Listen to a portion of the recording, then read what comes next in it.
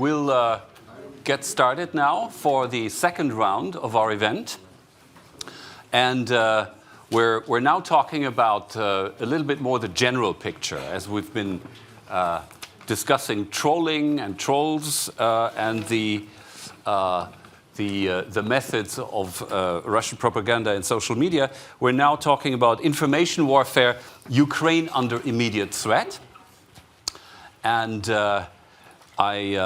just to wake you up, I'll just tell you the story of how we were once on Twitter called Martens Center Belgijski Centr Antirossijskoj Propagandy, to which we responded that we are deeply insulted because we're not Belgian but European. And he even reacted to this by saying, "I'm not a troll." Because we said, this troll is calling us a Belgian center. We're not Belgian, we're European. And then he said, "I'm not a troll." Actually, he did add a picture to this which looked credible. So maybe he really was giving a voice to his convictions. So anyway, on that happy note, let's take a step back and look at the whole, the strategic picture, and especially the situation in Ukraine since 2014. And I would just like to briefly introduce our panelists. This is an all-male panel. The Martens Center does not have the habit of all-male panels, but once in a while, we think we can get away with it because we had several women on the previous one. So we have. I'm starting here on my right, Robert Pszczel, who is the head of the NATO Information Office. Now, unfortunately, in the invitation, they don't tell you which NATO Information Office. It's the one in Moscow. Now, he obviously is not in Moscow. He hasn't been there for a couple of months, I believe, but you have been there for an innumerable number of years. And you certainly, Robert, were there in 2014 when all hell broke loose around security in Europe. And Ukraine was attacked. So other than that, Robert is a Polish diplomat. Now, right next to me here is Shevchenko from Ukraine. He is a media lawyer, and he is the head of the Media Law Institute, with which we are happy to co-organize this event today. And Taras will enlighten us on the Ukrainian angle of the whole thing. Now, on my left, John Kyst, who is an EU diplomat in the External Action Service from Denmark originally. He works for the East StratCom task force, the new, or not that new, but half-a-year-old unit in the External Action Service that is specifically dealing with the complex task of countering Russian propaganda. And I must say, some quite impressive publications or bulletins or newsletters that I regularly get. And congratulations on that. Thank you. I think you're off to a good start. And last, but by no means least, Peter Pomerantsev, the Pope on Russian propaganda, if I might say so. Not only the author of Rabbi. Rabbi, okay, yeah. And some of your critics also ascribe to you the hipster charm of Brooklyn Bridge or something like that, if I remember Mark Ames correctly. Anyway, Peter Pomerantsev has written one of the most famous books on Russian propaganda in general. Nothing is true and everything is possible. I've read it myself. Excellent, excellent book. I can only recommend it. But the breakthrough for you as the expert on this new kind of information warfare was actually your article in The Atlantic, September 2014, Russia and the Menace of Unreality. And I think that was really, I mean, we were talking about hybrid warfare before, we were talking about the information component of hybrid warfare, but the first one who put it into a strategic concept, as far as I remember, was Peter in September of 2014. So, enough said from my side. Let's have slightly personalized questions to each of the panelists, and I would like to start with Robert. How did you experience this frenzy of the war atmosphere, the nationalist propaganda, the anti-Ukrainian, the anti-Western propaganda when you were in Moscow in 2014? And was it that new, or could you observe a slow build-up to this? Thank you, Roland, and thank you for inviting me. It's a pleasure to be here, and I knew I'd be sharing a panel with very interesting people, and I expected to share it with Taras Shevchenko, with the Pope and the hipster, and of course, good friend Jon. So I'm going to write my mum straight after that. It's, by the way, much more exciting panel position than I usually get on Russian television. The most colorful, I think, was there was a singer, one of the Russian singers, and the leader of the bikers, Night Wolves. That was quite original, but still, Pope, hipster, and Shevchenko pressed. Roland, to directly answer your question, well, of course, the experience was not pleasant. Let's start with that. Secondly, yes, you're right. There was a build-up. If I were to describe the situation, let's say, when I arrived, which was 2010, like in many cases of Russian propaganda, because that's what it is, let's call it by the name, there were constantly on display contradictions, meaning completely opposite views were expressed or arguments used, also in relation to Ukraine.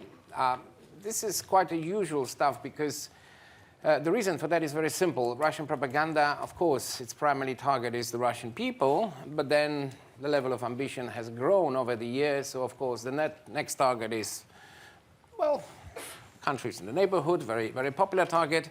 And then, of course, the broader international community, including the West, including international institutions, and so on. And, of course, we know it from NATO's point of view. The classical contradiction is that in Russia, it's good to portray NATO, for example, as a bloodthirsty military, US-dominated cowboy-type machine. Whereas, of course, in this milieu, for example, Sputnik RT tries to do, it's, we are divided and useless and so on. It's a classic. When it comes to Ukraine, the evolution was to some extent similar, but the change was even more dramatic because, if you like, we've been, an old horse target of Russian propaganda. I remember when I arrived in Moscow, literally at the airport, I was met by, well, of course, you met by various people in uniform, but, the young pogranichnik, the guy checking my passport, seeing the mention of NATO, and he said, NATO, so spy. I said, no, on the contrary. We actually, as a NATO Information Office, we disseminate information. After a brief sort of thought process, which has entered his brain, he uttered, propaganda then. and that's how it has been also in the case of Ukraine. So 2012, let's say 13, the contradiction was Ukrainians are the best friends of Russia, and Russians are the best friends of Ukraine.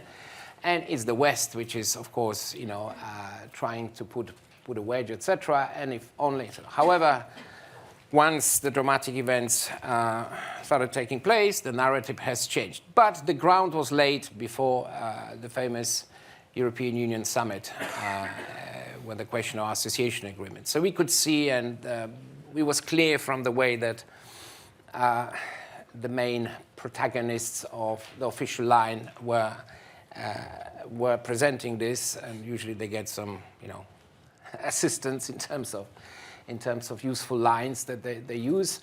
It was clear that an assault was being prepared, in terms of demonizing the agreement itself, of course, and any kind of link. So that's where I would say that in the context, at that time, in the context of Ukraine, EU has, if you like, joined the ranks of NATO on the top of the most dangerous institutions against which a fully blown campaign had to be started.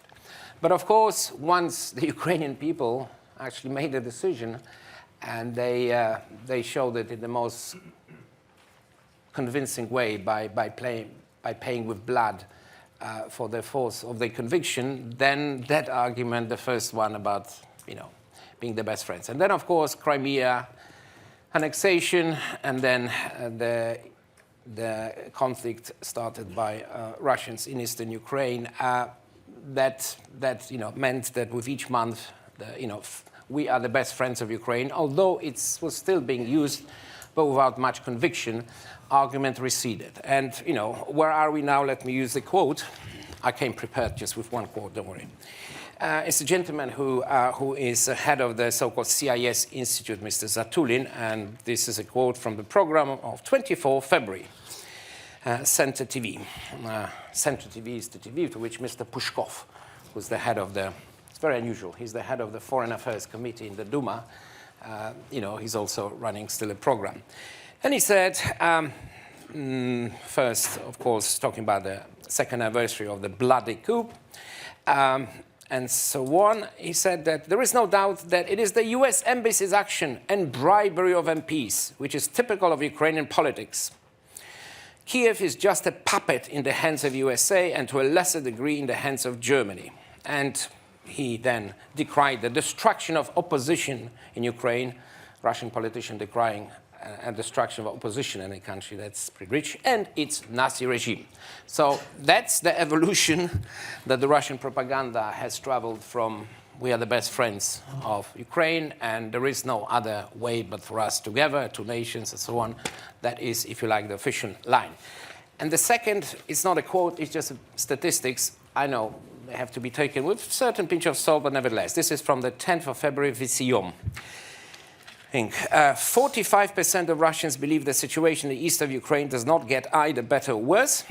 45, almost half. 22% said the situation gets gradually normalized. 14% deteriorating. 90% undecided. What do I make of this? This is exactly what the Russian propaganda wants the Russian people to be in their views. Because it seems that the policy objective at the moment is to freeze the conflict. And hence you have this reflected in the thing. And that is, let me end with a joke, since the Pope was mentioned, so I'll go on those lines, to illustrate the point I'm going to make. So 3 guys, essentially, I'll name them. Moses, Jesus, and an old bearded guy are playing golf. So Moses goes first, hits pretty hard, he sort of drops into water, then of course he's capable of parting the waters, takes the shot, gets the ball on the green, pretty good. Jesus goes second. I think it sort of hovers around, above the water, walk on water, hits the green. And then the old bearded guy hits it pretty hard and just whacks it outside and hits the lorry, gets on the street, the frog tries to eat it, then the eagle, and then it's dropped into the hole. Moses turns to Jesus and says, I really hate playing golf with your dad. Right? The point, I was afraid it was going to be Alexander Dugin. But no, he's... The point I'm trying to make, Russian propaganda always likes to play in a situation when it has an unfair advantage. And the joke, I think, is a pleasant one. But what Russian propaganda does, it's not. Because, to put it very simply, it has succeeded to a large extent in brainwashing, if you like, or changing the way Russian people think, particularly when it comes to foreign affairs and to some extent domestic. And now they're trying for some years to do the same, of course, in the so-called near abroad, and also trying to do it in our countries. So my final point is simple. I don't think the arguments they're using are worth much. They're not convincing. They don't convince me. They don't convince anybody who really knows something about whatever the topic is of the target of propaganda. Nevertheless, and I know some people, this panel can talk about it much more eloquent than I do, there is still a big risk that in some parts they are succeeding because, perhaps there is not enough, if you like, focus, although that is changing, and there is not enough conviction in the way we sort of could have. I believe, however, that it is not an unsurmountable task because it's actually, we have all the arguments and we have the, we have the moral ground, frankly speaking, but it still has to be done. Yeah, thank you, Robert. Just one follow-up question. The element of fear. I absolutely agree with you that the arguments are crappy, and but my sneaking suspicion is that that's not the point. That very often the projection of other connotations is more important than winning an argument or sounding more intelligent than the other side. Certainly a futile endeavor. But spreading fear. Can you say a word about the role of spreading fear in this Russian propaganda over the last couple of years? Yes, I think it's perhaps the most dangerous and the saddest, even tragic element of this particular project, because this is actually about the Russian civil society. The point is that what I'm going to say, please don't misunderstand me, that I'm not trying to say that Russian people are, I don't know, genetically or somehow different runners. That is not what I'm trying to say. But as a society, in the last 20 years, so much effort has gone into subverting, if you like, demoralizing the Russian society. And the facts are that when you talk about civil society in Russia, you cannot simply compare it to the civil society in our countries, nor, for example, in Ukraine. So we don't have really independent NGOs, almost any. The media, there are few outposts, if you like, and there is a growing fear among those few who present alternative views. And in fact, in the last even one or 2 weeks, a couple of people who are well known for fearless, if you like, opposition in their public views to the official narrative, if you like, they decided to leave Russia. And that is a process that has been happening for a number of years. So fear is certainly there, and it plays a part, but it also, if you like, it's either fear or, to put it bluntly, a form of bribery. So those two mechanisms work. Yeah, I meant spreading fear to the West. Using propaganda in Western countries or vis-a-vis Western countries to spread fear of confrontation with Russia, war, even up to nuclear war. You remember that very, very briefly after the initial Green Men showed up in Crimea, Dmitry Kiselyov showed up on primetime television with this mushroom cloud in the background and saying that Russia is the only country that can reduce the United States to radioactive dust. And the radioactivny popel was shown and written behind him, and then there was an animation with missiles coming out of silos and so on. That was primetime news the next day in Germany. So I mean, I think that maybe you can just say 2 more words. No, I understand. Okay, sorry. No, yeah, that's true. But this is, again, the problem there is that they contradict. They have contradictory aims, because there's still an attempt to portray Russia as a peace-loving, sort of, if only the world listened and agreed, whatever it is, whether it's Syria, whether it's a conflict in Ukraine, whether it's relations with NATO. Russia only means well, and it's just when it arms itself to the teeth and spends inordinate amounts of money on offensive weapons, it's still the peace-loving thing. But the other purpose, which contradicts the narrative, is, of course, well, fear is a strong word, but certainly to intimidate, that's for sure, to sow discord, to sort of portray, everybody who tries to have a different view and actually do something about the challenge which Russia poses, as disunited, as ineffectual, as and at times degenerate almost, because the conspiracy theory is one of the favorite ploys. In general, the evolution that I have seen in this respect is that, to use the nuclear sort of, straszałka, is that in the Soviet Union, you see, you needed a special permission of the Politburo to speak in public, even if you were an official or journalist and so on.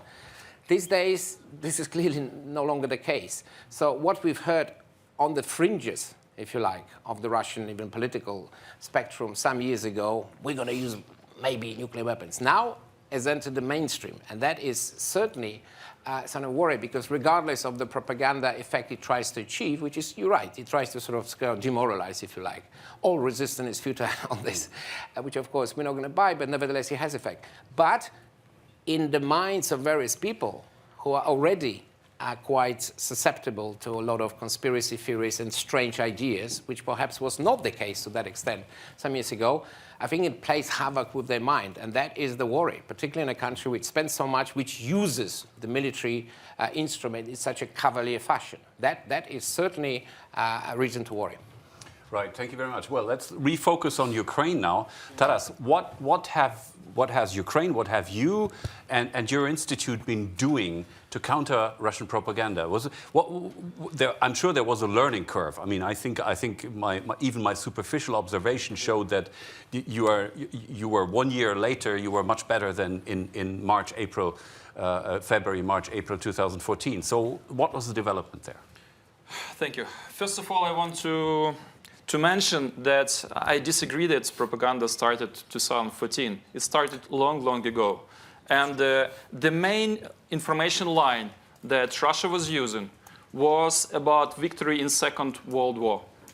And that was having several consequences. First of all, glorifying past and united Russian nation, saying that this is the biggest victory, and it belongs only to Russia, and that's actually, we should glorify our grandfathers. And second, very important things that was used then to start war and to point at Ukraine as enemy.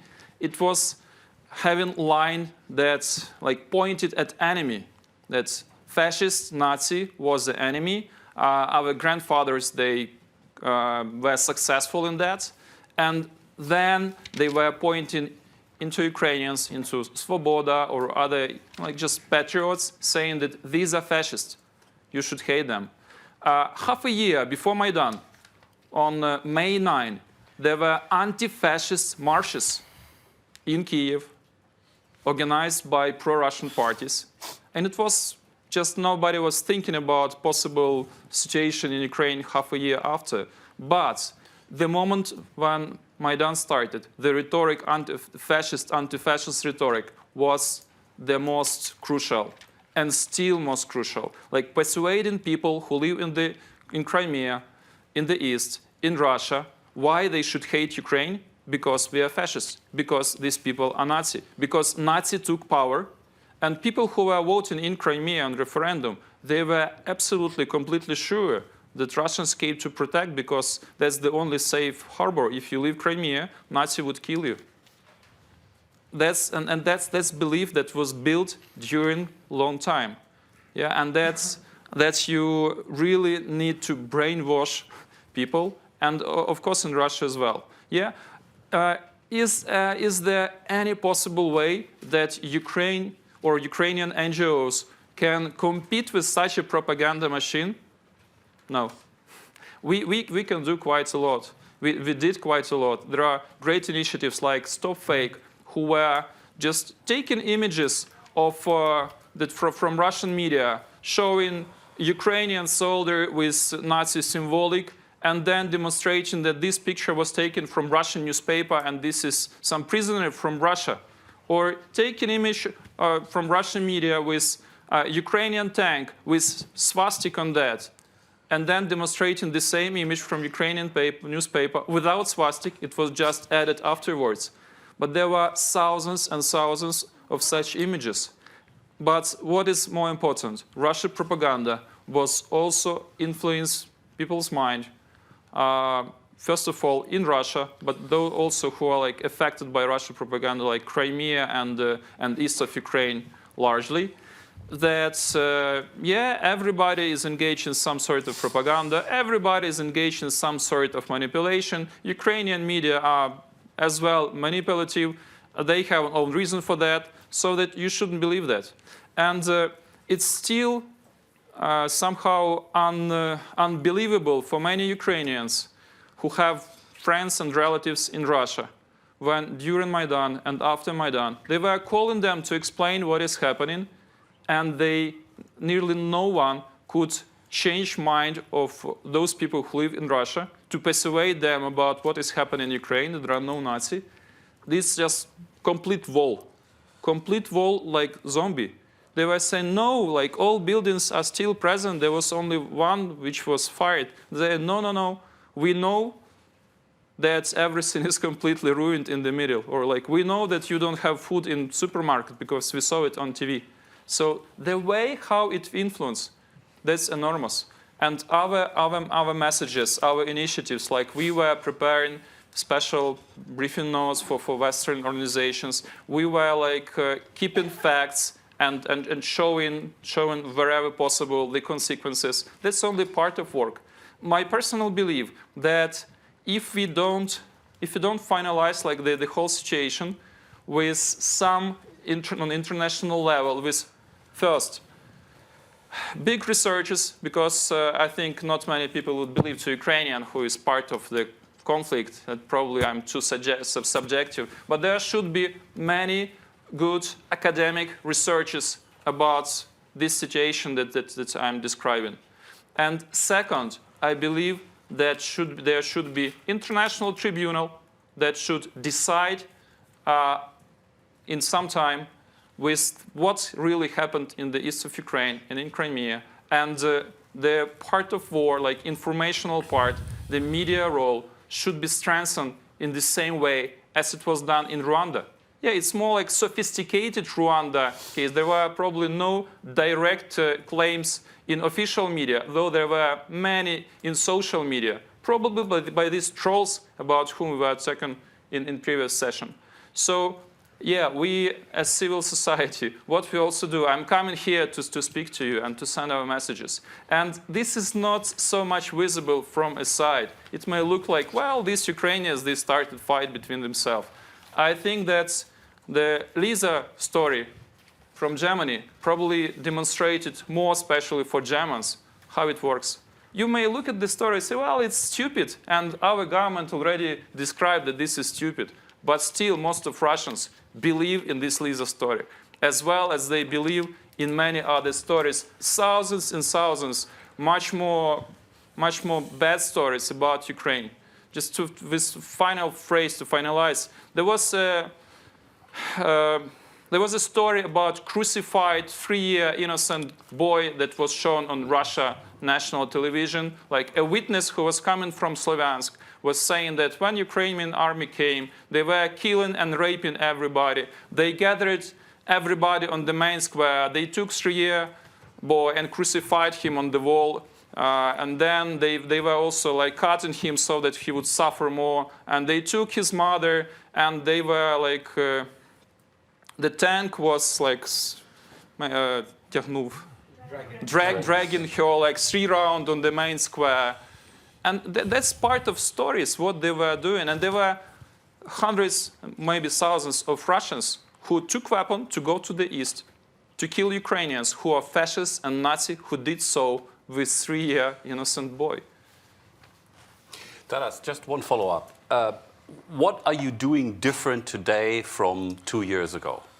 Where do you think you have palpably improved your counter-propaganda performance? I would say that situation changed in a way that when war started, there is nearly no sense. There is no sense to enhance war, to continue doing that. So that at that moment, it was more important to work with each story like that and trying to demonstrate that this is wrong story, that kids, they're from Syria, not from Ukraine. Yeah. While now I think that such work is already less effective because harm was done. War already done. Violence is on a great level. And I believe that, and what we do differently, we now try to more do on a long strategy. And that's what I mentioned about researches, about like academical decisions and conclusions, and trying to push for some legal instruments as well. And legal instruments should deal not just with propaganda as not clear legal term, but with hate speech, with violence, with starting war. Okay. Right, let me turn to John now and the External Action Service here in Brussels. What can you do in this whole game? What do you see as your strategic tasks, and where do you see you're going in future development? Yes, first of all, thank you for inviting us to this event. It's not the first time we appear on these events, and also just in Brussels we've had a series of them, and in quite a few of them the trolls are in the headline. I think that's a very good, even journalistic way of attracting attention, because the trolls are a good emblem of the issue we're facing. But I think it's also been voiced many times already today that it is the top of an iceberg.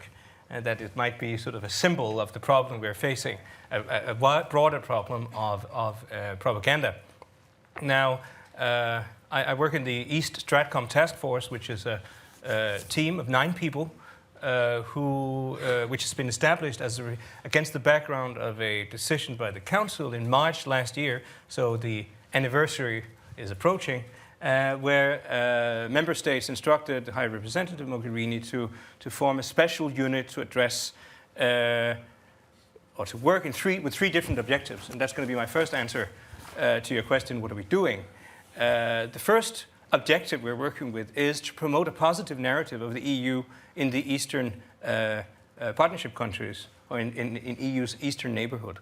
The basic message that are in the Council conclusions, which is our mandate, is that if we want to counter propaganda, it has to be done against the background of supporting a positive narrative of the EU.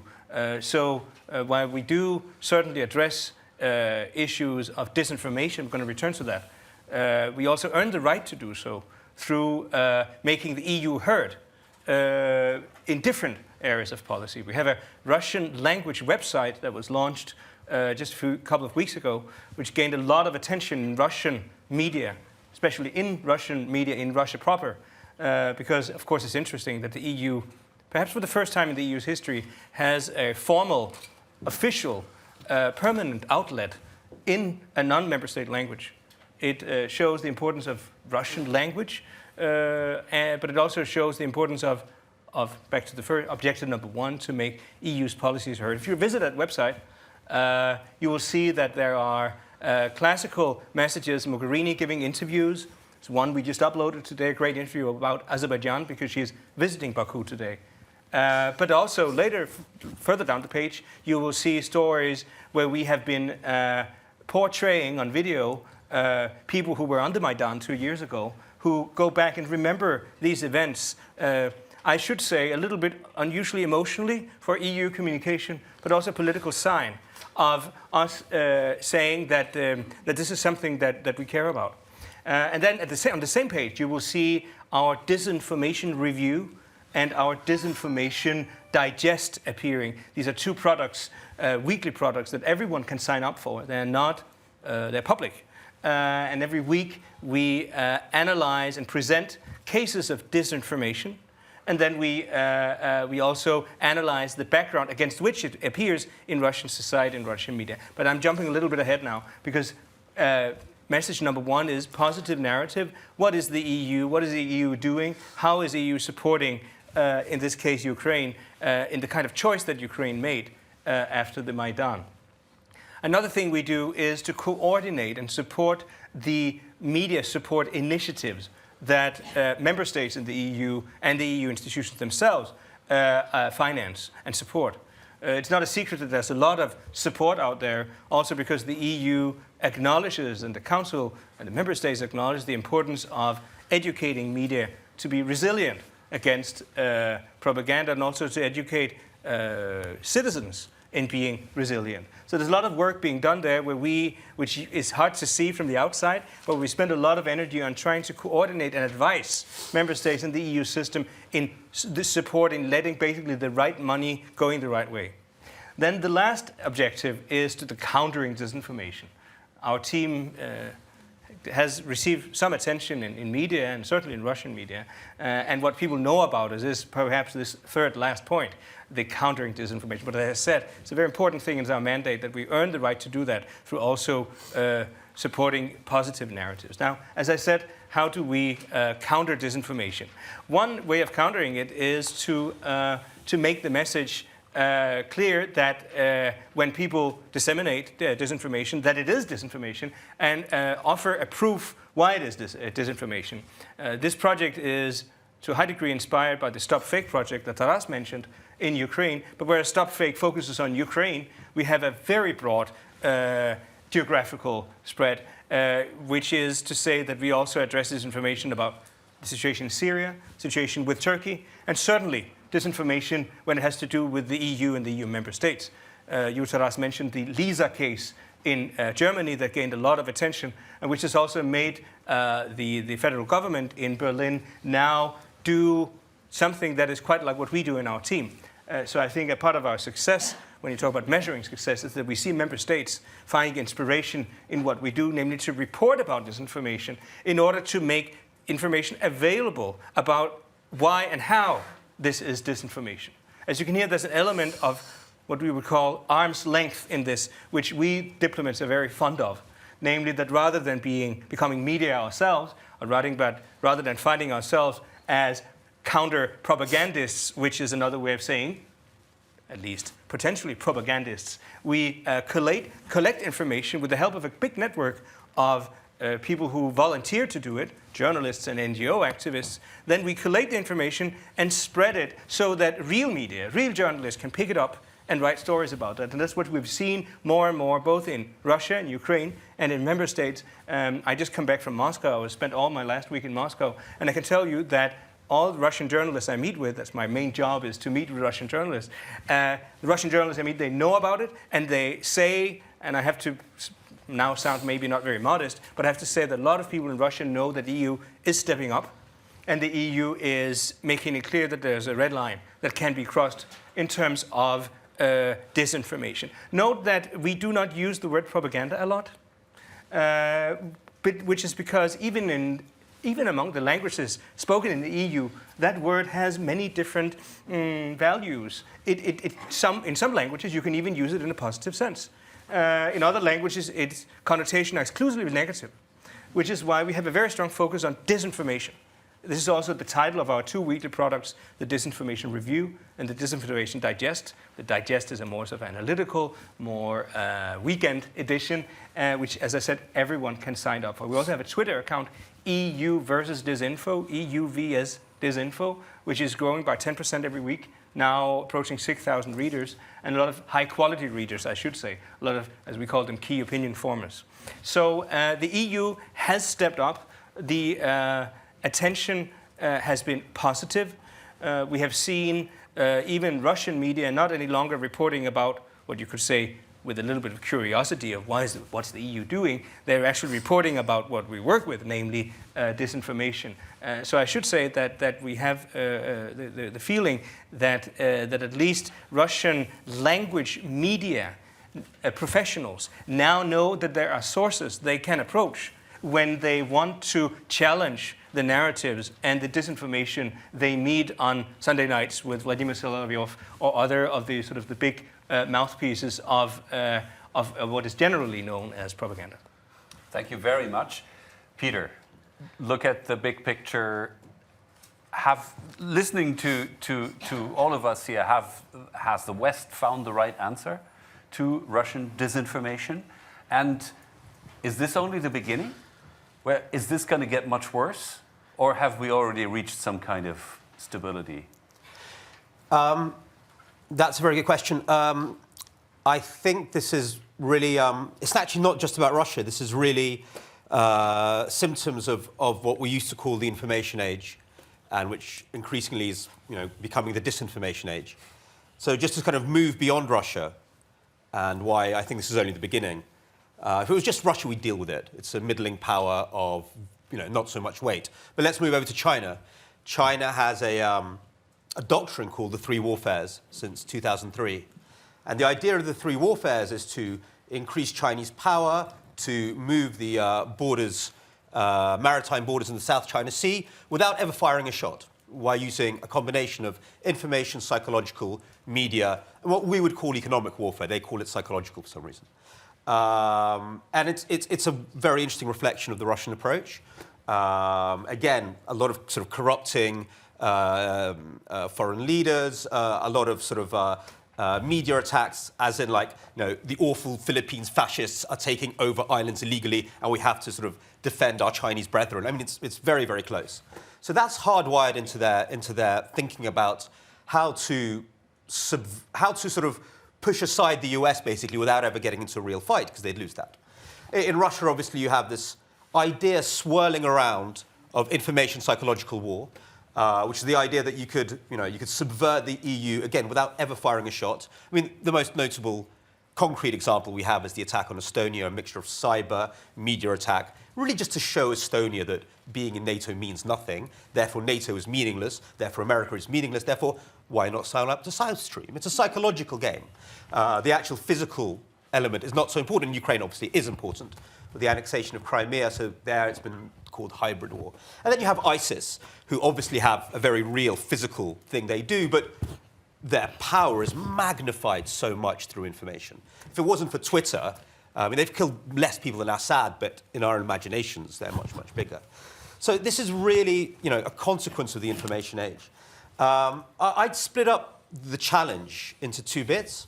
One is what is, I sadly helped coin this ugly term, weaponized information, which is now used a lot, and I think I should get 5p for every time it gets used. It's a horrible, barbaric, anti-aesthetic phrase, but it seems to be quite effective. But that's really about using information in, you know, a military scenario without necessarily using tanks. Yeah, so that's a combination of corruption, information, and so on. And the response to that seems to me is often should be asymmetric. You know, you don't meet the enemy where he wants you to meet him. So, for example, when Russian media started in the West trying to sort of do this line about we represent conservative forces, they wanted to shift the argument over there. I mean, Russia is not a very conservative place. If you go there, low church attendance, high abortion, high divorce rates, slightly libertine and hedonistic culture, in my personal experience, which was great. But you know, that, they wanted to steer the argument towards that. And we kind of fell for it. We started going on about, is Russia really, you know, a conservative power? We had serious French academics with a penchant for wearing their shirts low, saying, oh, Russia is really a conservative power and we must force, you know, our liberal values. This is all bullshit. What we should have been doing, and what we have been doing to a certain extent, is focusing on the things they don't want to focus on. Corruption, bad governance. So the response should be asymmetric. I mean, same with ISIS. When ISIS start doing this, we are bringing the Islamic, you know, millenarial heaven. What we should really be focusing on, you know, how's that governing 6 million people thing going? There are protests in Raqqa at the moment about how bad ISIS is at you know, delivering public services. That's where our target should be. So I think I'm not a military guy. Robert is. Maybe we need a non-military NATO. I've heard this non-kinetic NATO. Maybe NATO should be thinking about corruption and things beyond tanks. I don't know. I'm not a military expert. I'm a sort of quasi-journalist. But I think the response has to be asymmetric. The war, and the second part, which is subset, is what I would call a war on information, which is an attempt to trash the information space with disinformation. I was in East Ukraine a lot, especially over summer. And I talked to people in Kharkiv, in Dzержinsk, and all around the war area. They have a lot of information. They have around 3,000 different types of information. Chopping off the Russian channels did not work. You know, they have DNR, Ukrainian, Radio Free Europe, BBC, and they're with completely different versions of reality, especially about MH17. And they're not stupid. The people I met weren't brainwashed. They were just like, I don't believe anyone. It is so different. I don't believe anyone. I'm going to go with the Russian one because it feels more emotional. It's more fun. It's more cinematic. You know, they had a complete confusion in their heads about Nazis. I can completely see how it worked in Crimea, but in East it was like a confusion. It was like Nazis, and I'm like, but your cousin lives in Kiev. They're like, yeah, well, it doesn't really make sense, the Nazis, does it? So it's complete confusion, and in that confusion, you go with what is more emotional. Listen, this is a global problem. You quoted an essay that I wrote in The Atlantic called The Menace of Unreality. The menace of unreality is actually a phrase used by an American philosopher in the 1960s talking about America. And that America is facing what he called a danger of the menace of unreality. And I think with Trump, we see completely the victory of post-truth politics. You know, people disappear into their echo chamber. You can't reason with Trump supporters. They just go for the emotional thing. So this is a problem across the world, which Russia is capitalizing on very, very energetically. So what can we do to kind of restore trust? That's what it's about. It's not about winning an argument. It's about restoring trust. And again, I don't have an answer. At the Legatum Institute, we're doing a year's worth of research this year to look at what actually works. And look, there's obvious things. Media literacy, but how do we popularize it? Maybe charters between bloggers and media to keep some sort of behavior. In Syria, for example, there's been now a charter between Syrian bloggers to keep to certain standards of ethical behavior. So the consumer knows that okay, these guys have signed up to a code of behavior, therefore we can trust them. Again, these are all mini measures. None of them is a final solution. Supporting journalism, I know it's so obvious, but it's so clear from today's panel that the greatest sort of weapons against disinformation is good journalism. And clearly from the Finnish and the Russian examples, that was so obvious. Unfortunately, journalism everywhere is in retreat. It's not affordable. And I think we have to understand that journalists are as important as soldiers and nurses for democracy, and we have to support them in that way. I don't know what that means, but maybe more public service broadcasting. The last thing I'd say, you were talking about positive messaging.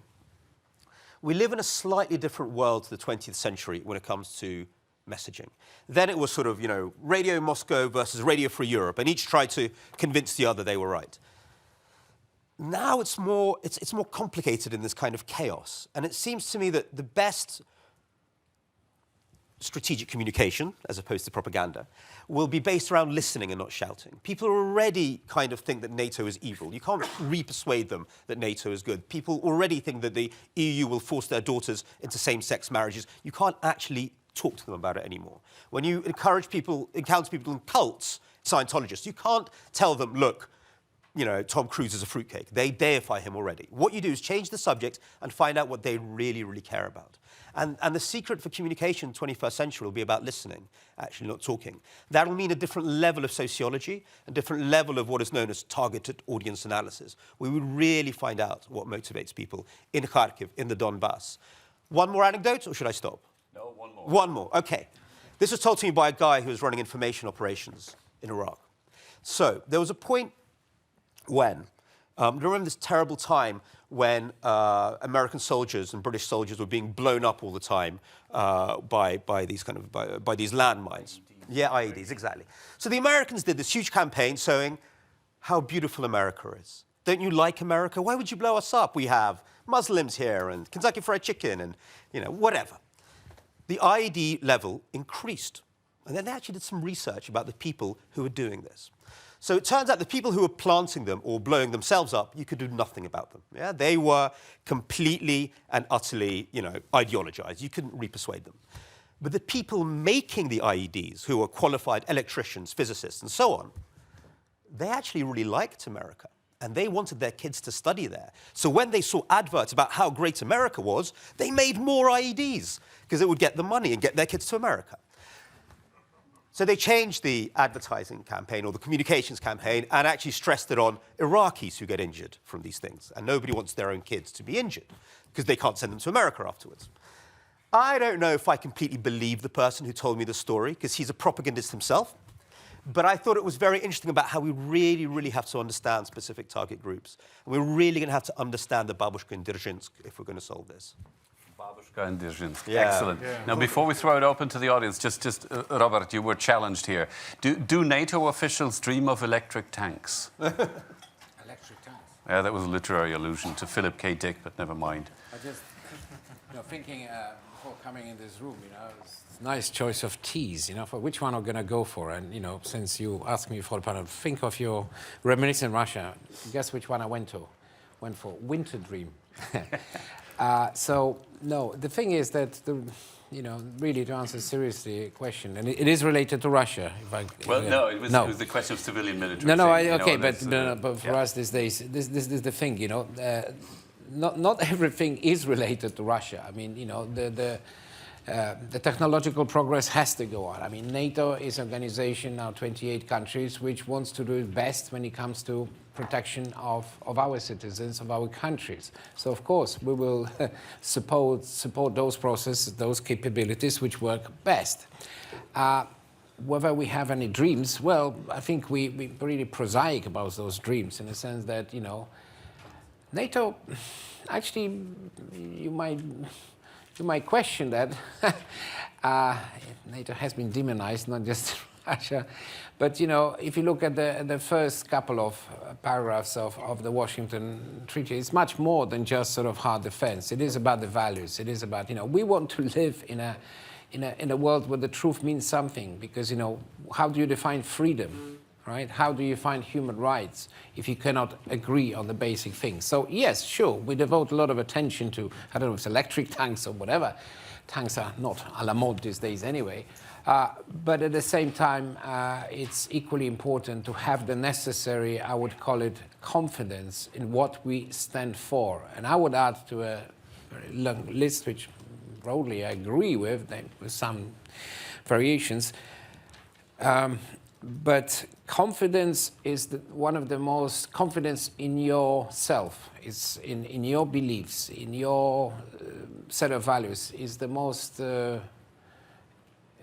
effective instrument that you have in order to stand up to propaganda, to disinformation, but also other challenges. So, sorry, I started, but again, you keep bringing on this issue of the Pope and so on, so I started sounding like one. And by the way, you've heard it first, a Pope which supports libertarian he's a rabbi. approach. Oh, the rabbi which supports libertarian approach. That just shows, what a broad church we are, aren't we? Absolutely. Okay. John, just very briefly. One comment, something that I found very interesting and highly relevant in Peter's talk about weaponization, since you have coined that term, Peter, and are being often used, quoted for it. It blends in with the term which, especially in Russian language media, is generally accepted as a fact, namely what they call informaционная война, information war. And I have to say that we do not recognize that word. We, as diplomats, are here to de-escalate, which means that anytime you use military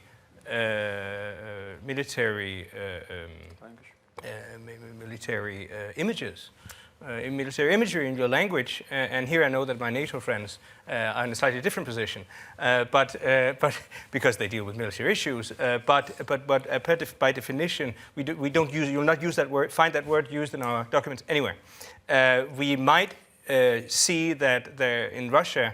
We have had the Russian Minister of Defense and the head of the Chief of Staff of the Russian Armed Forces saying that media can and will be used in military operations. And that's fine. We just don't engage in it. We see in the EU, the efforts done by the StratCom team and in general by the EU to de-escalate. And in that process, there has to be a certain degree of what you could call quality control in communication. We see these very aggressive warmongering, conspiracy-based communication as low-quality communication.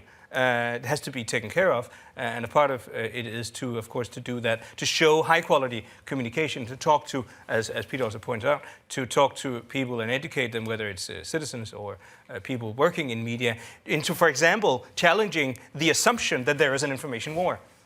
Because we do not participate in an information war. Another point I wanted to add is, of course, that a way which in our mandate is described as EU's response to negative communication, or if you want, propaganda, is to make the EU available in Russian. As I said, a very strong big part of what we do is to communicate in Russian. We all speak Russian, the team, almost all of us, and the EU, as I said, has a website that now communicates in Russian. There's a strong support to the Press and Information Service to counter the narrative that if you speak Russian at home every day, then you automatically are a part of this Russian world, as they call it, which means that you're on the same page politically with the Kremlin. That is not and should not be the case. You should certainly acknowledge that there are millions of people in the EU who speak Russian every day who are as good EU citizens as anyone else, and who should not necessarily then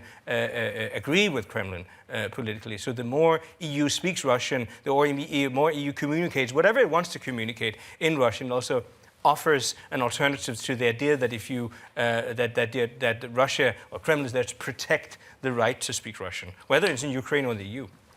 Okay, thank you, John. Now, let's open this up to the audience. I've got one question, Terry, second one over here, third one in there, and the fourth one, Alina. All right, we take those four in sequence. Terry, please start. Thanks. I'm Terry Schultz. I'm a freelance journalist for NPR and CBS here in Brussels. And this is particularly to Johan and Robert, but anybody on the panel. What really explains the fact that the EU has such a small office? You've all outlined what a big problem this is, what a big challenge this is. You've got, Johan, a tiny office, not a non-specific budget. You're seconded from your government. You've got, I remember from when you first came, if you've still got a 1-year mandate. Is this enough? You're 9 people? And the head of your office, the head of EU StratCom, was recently in Parliament and said that today half of French citizens still believe Kiev is responsible for the problems in Ukraine.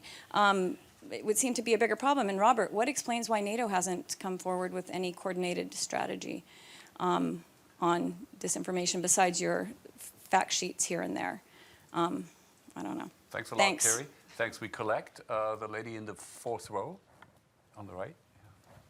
Alexandra Zamarova, European Parliament. I have a question.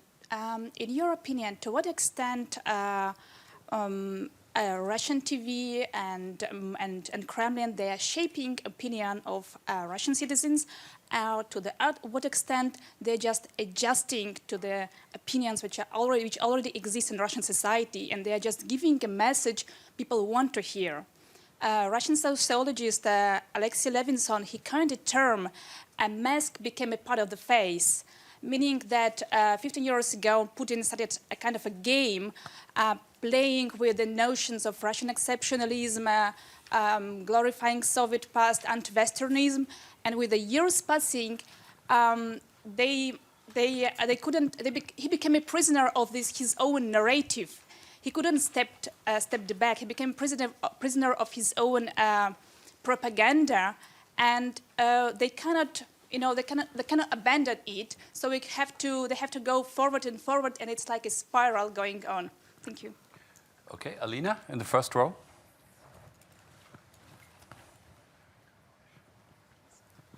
Thank you very much. I'm Alina Bizugla. I'm a Russia-Ukraine expert, also a journalist and documentary maker. I've spent many times in Russia and Ukraine working on several projects.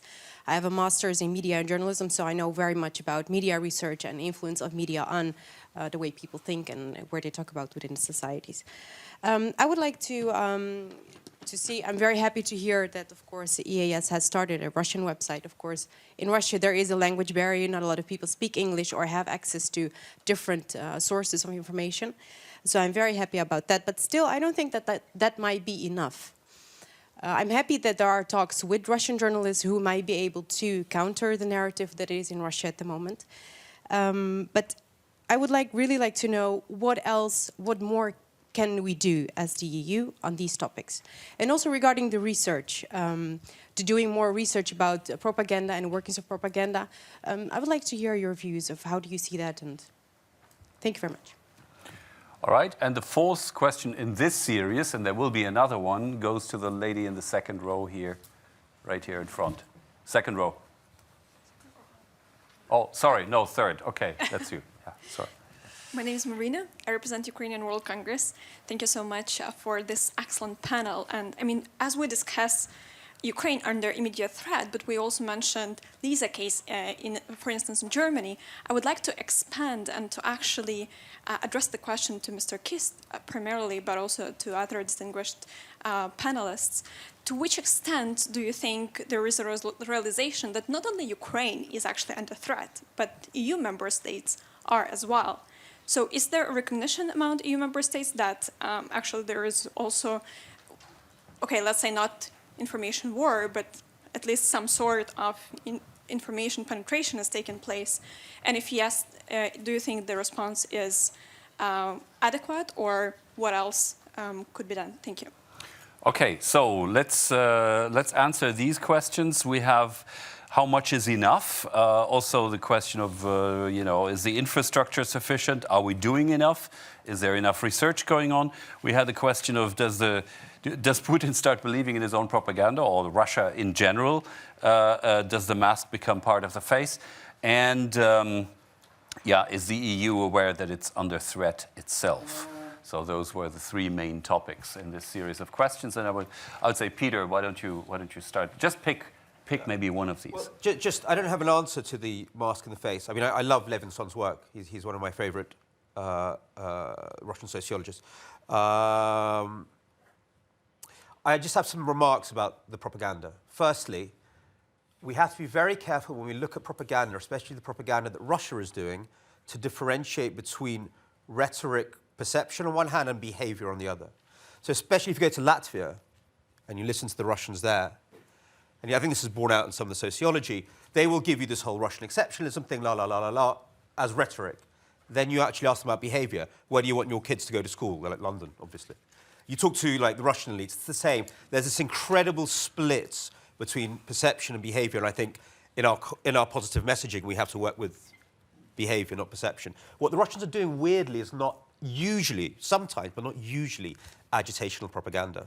They're not doing Nazi-style propaganda, everyone march together. They're doing conspiracy theories, everyone's against us, be afraid, sit on your couch. It's very, very strange what they're doing. It's not classical propaganda that we're familiar with from the 20th century that way. Two more things. My background is as a TV producer. And for a long time, I don't know if you watch Russian TV. Some of you do. I know you guys must do. As long as we can bear it. Yeah, exactly. So, no, but it's very weird. What they've done, they've chosen these kind of like people who host their current affairs shows. And this must be thought through, at least partly, by the producers, to play classic baddies from Russian literature, mythology, and fairy tales. So Solovyov is clearly playing a baddie from a Russian fairy tale. And he dresses in black. It's very well thought through. The lighting. Mr. Kisilyov is playing Roland from Master and Margarita. These are very, very, very specific cultural ideas of evil. And I was like, why are they doing this? Because there's a television producer and a costumier choosing all of this. And partly maybe Putin, there's something in Putin that likes that, but I think the deal they've done with the Russian people, and the way they talk is very, very, it's the way you're not meant to talk in polite society. It's very angry and vicious and spitting. And I was like, why are they doing this? Because before, the heroes on Russian TV was Vanya Urgant, which was very playful and kind of very European and kind of sexy. And now it's these angry, angry, angry, bitter men. And I was like, wow, what they've done, and this is the deal. It's got nothing to do with Russian exceptionalism. They've given an emotional okay. You can now let out all the zhelch, all the kind of bitterness that you had in yourself. You can now bring that out. You want to hit your wife? Hit your wife. You want to feel paranoid? Feel paranoid. And that is such a huge seduction for the audience, because we all have that inside of us, and suddenly you're told, oh, it's okay to be a shit. And that, rather than all this stuff about Russian exceptionalist nationalism, blah, blah, blah, blah, Russians have such a big wall against ideology. You know, they didn't believe the Soviet stuff, they didn't believe democracy, they're not going to believe the new stuff. But it's that emotional okaying. And again, a lot of people have picked this up about Trump in the US. This is what you can do. Suddenly it's okay to be an asshole. And that is such a huge libidinal release. I'll stop there. Okay, I just on that happy note, I don't know whether you know the video on YouTube, Ruski Okkupant. I recommend it highly. It's only 3 minutes, and I recommend not only to look at the narrative, and you know, it's basically about how Russia is a peaceful nation, but don't provoke us because you will get it 10 times back, you know, this kind of thing. And you can see how they enjoy it. The most interesting thing is the tone of voice, seriously, of the narrator. Besides the graphics, they're also very interesting, but the tone of voice, this offended teenager, the hurt pride, you know, and it's exactly what Peter is describing. You have the feeling that something is released that was kept under the surface for a long time. You know what is being released? Because I lived there for 9 years. Russia's very strange. You're humiliated all day by the state in Russia. You get up in the morning, you go to your car, a bureaucrat's blocked it off. You feel humiliated. You go to work, your boss screams at you. You feel humiliated. You get outside, a cop takes money from you. You feel humiliated. You're humiliated every day by the state. And then you're told the West humiliated it was a barber doing it all the time. Like, oh, it was a barber humiliating me. So that's a little trick they pull. First they humiliate you, then they say it's someone else. Okay, John. Yeah, just before defending the EU, which I'm going to do in 2 minutes, just to pick on what Peter said.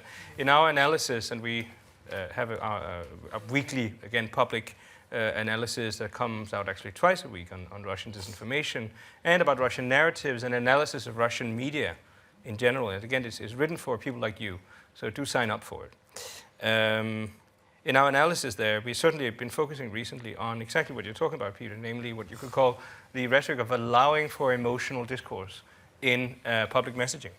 The best example recent, you mentioned the way Solovyov dresses, etc. I think my favorite example is the spokesperson of the Russian Ministry of Foreign Affairs, Maria Zakharova, who plays the role of being the emotional side of our colleagues in the Russian Ministry of Foreign Affairs political messaging. So basically, we all know Lavrov, who is an and a very experienced diplomat and a very good communicator in what you would call classical diplomatic communication, also publicly. Then you have sidekick in the form of this very, very smart, very extremely well informed and good speaking, but extremely aggressive and emotionally speaking representative who writes poems to Russian soldiers who have been shot down by Turkish anti-aircraft artillery and tells about how that event changed her life, etc. Very narrative and very emotional. So certainly I agree with you that there's an element of allowing for what in our context, Western context, classical Western context, would be thought of as an emotional and somehow irrational way of talking about things. And I think it boils down to also, I'm an old Russian cultural historian, I think it boils down to also, on the one hand, as you've been writing about, Peter, sort of postmodern ideas, nothing is true, but also a traditional Russian nihilism back from the 19th century, where you have these heroes who were like, believe in nothing, there are no real values, and certainly they operate with, you see that same in the Middle East, they operate with fundamental narratives in which they say there are no good guys and bad guys. So if there are no good guys and bad guys, really, if Assad is neither good nor bad, he's just the guy we've been supporting for so long, so who are we to not support him anymore, just because the Americans say that he's a bad guy now. So a fundamental storification without positive heroes is a central part of their messaging. Now, defending the EU. We are, as I said, a team of 9 great people with very, very many, very different backgrounds. One thing I certainly want to underline is that our team is not the EU's response to the problem we're talking about. It's the top of the iceberg. It's a coordinating office which looks at the immense amounts of money the EU pours into supporting media diversity, which is the key word we use in the Eastern Partnership. Look at the amount of money that the Commission pours into it. What we do in our team, in the team, StratCom team, is to keep an eye on that, and that it is done, that the money is spent in a wise way, and in a way that is in line with what our informants in the partnership context tell us when we travel there. Our contacts in the, for example, Ukrainian government and Ukrainian think tanks and media, etc. So a team of 9 is not what the EU does, it's a coordinating top of the iceberg. Another very important point I have to share with you, I was in Moscow last week and I was briefing diplomats from all EU embassies from all EU embassies in Moscow, and I was hearing strong messages from colleagues from very large EU countries that they were now either doing or going to do what we are doing, namely to map disinformation and counter it systematically. Now, which is another way of saying one of the great things about the EU is that it is not one country, but it's 28 different countries, just like NATO is 28, it's only slightly different, 28. And which goes to say that if a team of 9 in Brussels are doing something, are sort of the pioneers and forerunners in the process of defending EU and EU member states against what's coming, then that certainly is not the worst thing you can do. So we create, and those of you who have worked in government know that the communication within government, within governments, is actually quite an important part of your communication job. If we can prove that we can make Russian and Ukrainian media aware of the EU making itself available in Russian, and not only in Russian, Ukrainian, but also in English, and many people speak great English over there now, in a systematic way, so that we don't leave it up to basically the Russian foreign minister to communicate what the EU thinks about something we see way too often. We can educate key opinion formers in Russia and Ukraine that they can actually address us and get our story, even in their language, then that's a very good thing. Finally, we certainly agree we need more research. As I said, we are careful in using the word propaganda. We're less careful in using the word disinformation. But I'm certainly interested in that gray zone between what you could call disinformation in one end and the other end, the totally okay exchange of opinions in which the fact that people are supportive of Russia needn't mean that they necessarily are propagandists. They have the right to agree, but there is a gray zone between believing and spreading disinformation and being supportive of Russia's views, which in which we find propaganda, and we certainly are looking into this. A lot of also linguistic research currently being done into sort of the linguistics of persuasion, the media rhetoric in to make people believe you, even if you're telling something that they know. And as you point out, Peter, they say in Ukraine, "I believe in nothing," because they're all spreading stories. How do you make people not believe in a persuasive way? It sounds strange, but it can be done. And we certainly agree that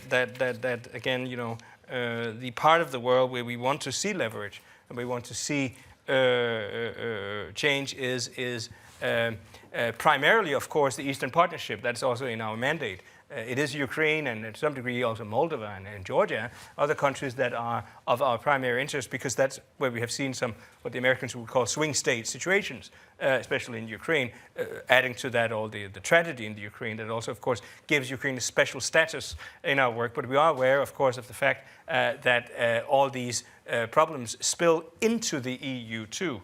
But again, if we focus on, we are often asked, who's your target group? Who is the sort of the very center of your attention? I usually say that it is a relatively young, educated person living in a large Russian-speaking city with Russian-speaking majority in the south or the east of Ukraine, outside the contact zone. Okay. So basically, Dnipropetrovsk, Odessa, if we can make people listen to us there, then we can also make people living outside these areas listen to us. Thank you. Thanks, John. We only got 15 minutes left, and we will have another round of questions. So please be very, very brief. Okay. So one question was about shaping or adjusting. I believe shaping. But probably also we can say for a certain amount of people it was just adjusting. But for bigger majority it was shaping. A question about what kind of analysis should be done. The main question is, would war start without media influence? And I believe not. There is absolutely not possible that war would start. I was personally mid-April in the city of Slovyansk, 5 hours before it was the Russian Girkin came with special forces to get control over city council, and then they became protection, and then like war started around the city as well. I was speaking with dozens of people in the town. Nobody was even mentioning about any hate or any like pro-Russian sympathies. Absolutely not. With what specifically should be analyzed, I believe that different means of communication, effectiveness of them, different stories, how did they work or not. I remember a story I read on the internet. That's the last thing to mention. Very emotional. I very agree with Peter about this emotional story. It was saying that yesterday a friend of mine, like old man, called from Lviv. He was crying. That's emotional. He was crying and saying that this Nazi, they are coming for him and trying to take him somewhere. He stopped talking because somebody was knocking the door. He said that he not stopping crying. He said that yesterday this Nazi cut head of policeman because he was Russian ethnically, and they were playing football with this head on the street. And there were thousands and thousands of such stories. And it's really, I believe, really important to measure value and the influence of everything. To even like to use sociology methods to measure reaction of people now, what they remember, what influenced them. There were people there was journalists who were arrested in Ukraine who were saying that they were just reading what they received from Moscow, so it was not like their story. Okay, Robert, NATO has a very, very big operation going on in Latvia, I believe, the Excellence Center on Communication. Are your guys communicating with the East StratCom? Are you on speaking terms? Well, it's one of the things that Mr. Putin has done. It has certainly helped a lot of people in various organizations, including NATO and EU, to work much closer together. So not only we're on speaking terms, we actually do speak a lot and see each other, and you know, as a minimum, try to reach better synergies. You mentioned the StratCom center in Riga. Formally speaking, it's not a NATO center, but it's set up by NATO nations and is attached to one of our commands, and it does sterling work. But the broader point is this. Terry has this knack of sort of, even if one didn't want to brag, but, NATO is doing quite a lot, I would say, from NATO TV to, SecGen. I don't think he can do more exercise than it does. And yes, we use Twitter and all this and stuff. However, at the end of the day, you see, our primary goal, mandate, is to make sure of the home base. And, the level of support for NATO in NATO countries is pretty high and stable. The level of credibility the Russian policy has in NATO countries, and frankly, in most countries in the world, is very low. Let this be judged. These statistics speak for themselves. And when I hear the Russian reactions to Saka, who said recently, if we are forced to fight, we will fight and we'll win. He was immediately accused of being anti-Russian and all that. But that is the truth.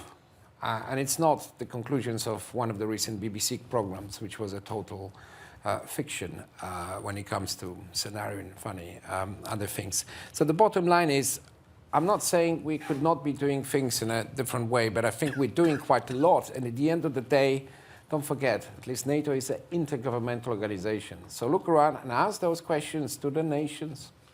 Ask those questions to the media, whether they want to use the statistics, the facts which are available. Do they want to actually explain the world as it is and not the world as it is described by the Russian propagandists? The last point, frankly, at least I personally, I don't care too much whether the Russian officials, including Zakharova, whether they believe what they're saying or not. It doesn't really interest me too much because it's a subject for, neo-psychoanalysts or whatever. We have to deal with Russia as it is, not the Russia as it would like to portray itself, or the Russia of our dreams, because at the moment it just doesn't exist. So the bottom line is propaganda and the disinformation campaign, there's an element of a mirror which is which is shown in our face, and how we actually see ourselves and how we react to it is precisely the right answer to it. Okay, now, gentlemen in the second row, and then we go over here, and then we move. Victor is the second, then you're third, and there were two more in the back. Hello, Artem Remizov, PhD student. I have a question more maybe to Taras, but maybe you also can contribute. There is an opinion that civil society sector in Ukraine and different volunteer organizations fight propaganda, Russian campaigns, information campaigns better than the government. And how do you assess, for example, Ministry of Information in Ukraine, information politics, and what should be done by the government? Thank you. Thank you very much. Then we move over here, and then Victor is. Jana Brody from the Committee of the Region, External Relations. So I wanted to, first of all, thank you to the organizers for having this conference here today. I'm surprised that there are no more organizations in Brussels that would pick up this topic. And there are a lot of journalists here, there are a lot of journalist associations, so I really encourage you, if you're in the audience, to keep on bringing this issue up, and not only here in Brussels, but also maybe in the member states also of the EU in important strategic capitals. Actually, I had the same question as the speaker beforehand. So I had a question to Mr. Shevchenko. Do you think we have done, or including our government, do you think we have done something right in Ukraine in terms of fighting Russian propaganda that we can actually share with our neighbors and with the EU countries? And also we have, I think, quite a lot of human resource capital actually in Ukraine. We have a lot of Russians also that moved to Ukraine to work in Ukraine and know very well from the inside, and I mean journalists, TV presenters from Ukraine, Schuster, for example.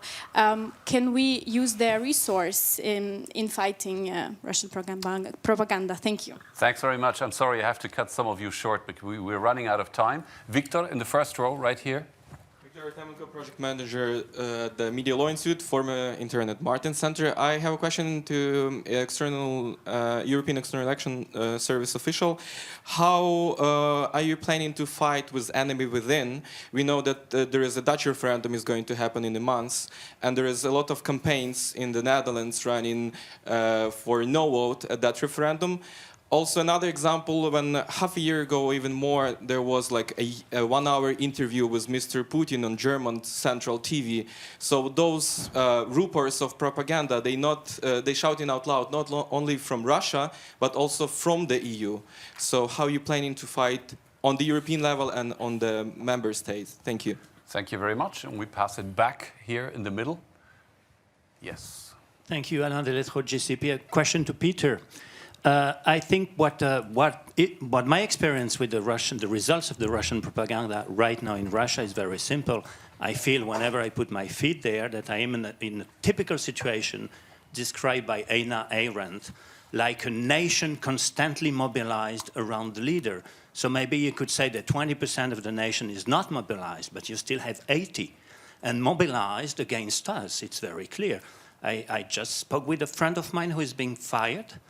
And he said, in my firm, if Putin tells us to attack NATO tomorrow, we do attack, because we are all fired because of your sanctions. So you started raising the issue that what they have created is confusion. It is true. And it is very strange. Kashav Galavach everywhere, you know. But still, in terms of shaping us as their enemy, this is something very strong. You started saying they are doing something that we've not quite seen with the fascists. If you could elaborate a little bit on that. Thank you very much. And the gentleman behind you gets the last question. Thank you very much. Diederik Kramers, communications consultant in Brussels. I wanted to bring the issue, just as the question, just two questions before, on what we can do also within Europe to raise the issue and to look especially at also the image, the view that there is of Ukraine in Western European countries. In view of the propaganda, in view of the referendum in the Netherlands, there's much discussion, and I see that very often it's just seen as a faraway country, a country we know nothing about, to refer to Chamberlain in '38.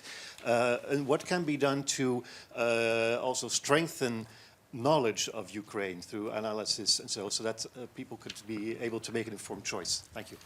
Okay, thanks very much. We start with you, John. The enemy within. The enemy within, of course, the term is one that I would certainly be careful using. That's why I repeated it. A very undiplomatic term, because we certainly, on the one hand, would be careful in saying that the formation of public opinion in member states is something that should be subject to active measures, to use a Russian term, from the side of the external service. Also keeping in mind that external service is an external service.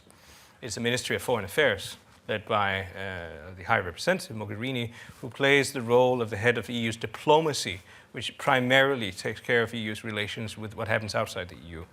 It is the Commission and certainly the member states that have the mandate to work within the EU. That being said, and underlining that, we are, of course, in contact with colleagues from member states who come to us, again, with the idea, and that brings me back to the question of, is 9 people enough? People from member states who come to us and say, this is becoming an increasing problem. How have you been dealing with it? Have you been coping with it? And also, as I said, recently, I think it's also been out in the press that the German government is now systematically going to do something that is quite like what we do. So through example, we certainly support it, and also the Commission has, as you know, representations in member states that also ask us to come as experts to advise. You said that Putin appeared on German national TV. It was Bild Zeitung TV, which is a sort of German big tabloid newspaper. But that's still being said. Again, where's the limit? Should we just keep the Russian opinion out of our media landscape? There certainly is not support for that. Also addressing just the other question, just to answer the last gentleman's question, that sort of followed up on your question about what to do inside Europe, how to raise awareness of Ukraine that is not a very distant place, keeping in mind also the Dutch referendum that's coming in April, that it is not some hypothetical, theoretical place far away, but it is in the EU's eastern neighborhood and Eastern Partnership, as is also the term that EU uses. I can't help saying that I think we have certainly, also with the help of good, free media, in analytical and critical media in the member states, have created awareness already. I have to bring the example, my wife is Ukrainian, and every time, until this whole terrible tragedy happened, when we went out and met people, they were like, "You're from Ukraine." And of course, there were not very many follow-up questions because people knew very little. Whereas the follow-up question that we always get now is, guess what part of Ukraine? Which, of course, in itself is a sign of Ukraine, so to speak, having grown in spite of the tragic background. It certainly is a place where people realize that there is something that I have, ever since I started Russian university when I was 20 years old, I have always known that there was a little difference in Ukraine, sort of Western, Southern, Eastern, that has now become common knowledge. That is certainly something that can be used for something positive, to say that Ukraine is a big country the size of France in population and geographical size. And I would start from there, certainly, although the background for that information, that knowledge is sad. Thank you. Taras, government and civil society. Yeah, I believe that civil society was more successful with like Stop Fake that we already mentioned, that StratCom was also like partnering and using that information, with starting special information campaign for Crimea, for Donbass, trying to provide with quality journalism, the issue that Peter mentioned. I think that Ukrainian civil society is actually one of the biggest success after Maidan. There's so many activists, so many good initiatives. With government, I believe much less influential and much less successful. They did a lot as well with prohibiting Russian channels, with providing transmission on the occupied territories, and with many others. But in fact, I question if the strategy was right. And I rather in the same position as Peter, that banning is not a proper way. The better way was trying to provide them with information that is close to their opinion, but a little different. We're speaking their language instead of transmitting Ukrainian language TV channel, transmitting Russian language, first of all, because that's the language they more of them speak. Okay, Robert? Well, I just want to amend on a sort of slightly, if you like, philosophical, but also hopefully more pro-activist note, because I think what has happened, Peter's given interesting description in the sort of Hochpolitik or Hochkultur way, but in psychological terms, I think we have been taken out of our comfort zone, and there's lots of reason for it. You know, what we've been discussing is just one of them. But the point of the matter is that, you know, the good news is that, yes, I'm also confident about, for instance, I'm pretty confident about the young generation in Ukraine. I'm not so confident about the young generation in Russia. Again, not for genetic reasons, but, you know, these are the people, don't forget it. I've seen some of them in a hotel, not for this event, just there. They're traveling, the internet, the knowledge of English is not that bad.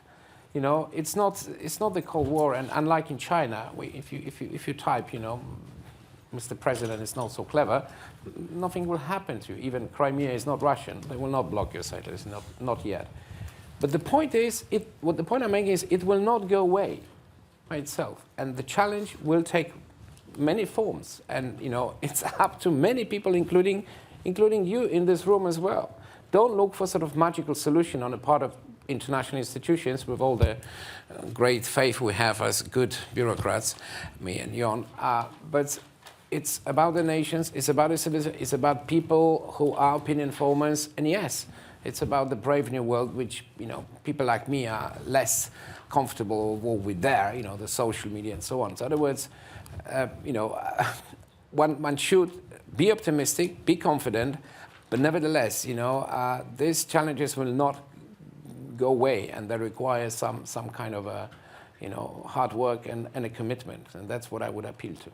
Thank you. Peter? Yeah, there was the difference between the Nazis. Again, this is a moving field, and I think I and other people who follow some of Russian propaganda were always looking for that moment when Russian propaganda is going to switch from defensive, everybody's against us, to attack. But there is so far, this is the difference. I try to define it this way. So during the Second World War, a person called E.H. Gombrich used to study Nazi propaganda for the BBC. He had to sit there listening to it. And he wrote a small book after it, the first of many big books, saying that the real devil in Nazi propaganda wasn't racial theory, it was conspiracy. Conspiracy, the idea that everybody's against us, was the sort of like the intellectual infrastructure that allowed racial theory to then be fitted on it. It allowed to create the enemy that you could then destroy. So, Russian TV uses conspiracy non-stop. It's actually their main form of discourse. And it's kind of conspiracy about conspiracy. There was this very weird moment when there was a real sort of like inside of Russia, a real desire, a lot of rhetoric by senior politicians to defend Russians in Ukraine. And there was a real, you could feel something stirring, as you say, we're ready to go and march. At that moment, we don't know who, but we assume it's the Kremlin, puts out a series of ads. The most famous one that I remember went online. Do you listen? Can you hear the people trying to get us to go and fight in the Donbass? So that's Zhirinovsky, Patrushev, the whole of the Russian elite. They are actually working for the CIA. They are trying to put us into a war that America wants. And so, if you're sitting there, you've just been listening to Russian elite saying we should go to war. Now you're being told that these people, this is me drinking beer as I watch TV. So you've been told by Russian elite that you should go and defend Russian brethren. Now you're being told that people saying this are actually secretly working for the CIA. There's this Russian Duma deputy, Fyodorov, I think, and he's in Putin's party, who says everybody in the elites is CIA, apart from Putin, who's fighting against them. He wants Russia only internet. That's another of his brilliant ideas. But anyway, so if you're a viewer there, their aim seems to be to leave you very paranoid, but ultimately quite passive. They have a real problem getting people out onto the streets. People say, la, la, la, I love Putin. Will you go out on the streets and defend him? They can't get a crowd out. They have to bust them in. So that's not quite agitational propaganda. Also, remember that moment when it looks like ISIS blew up the Russian plane. They killed that story. So they want a movie about war. They want the football-like victory in Crimea. But real cost, I'm not sure they think that this very bourgeois new Russia really wants that. And they completely killed that story, So that doesn't mean it won't become it. Because if a country's rearming, if a country's showing military parades, chances are they will end up in a war. So there's plenty to be concerned about.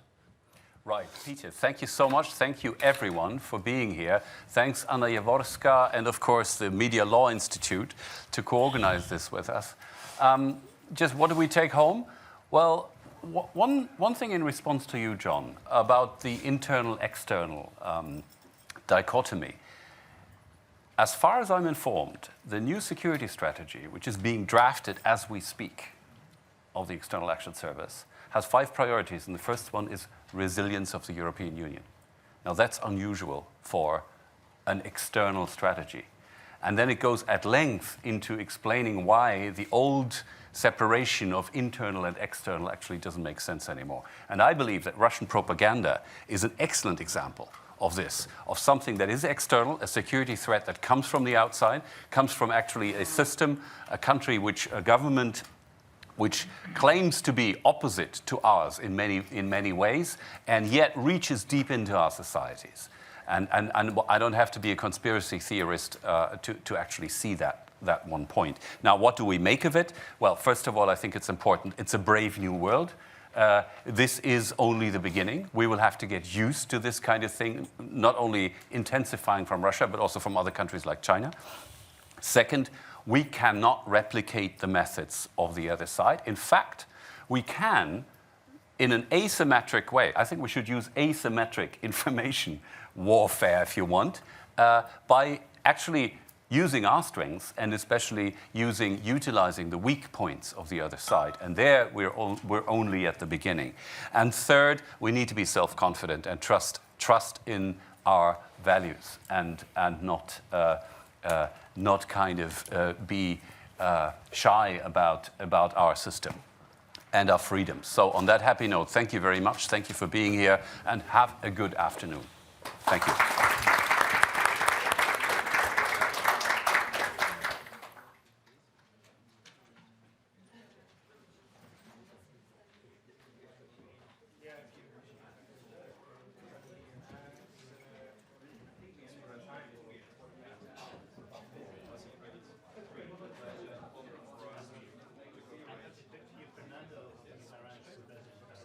Oh, the email that I just came back from Moscow. That's why I haven't answered.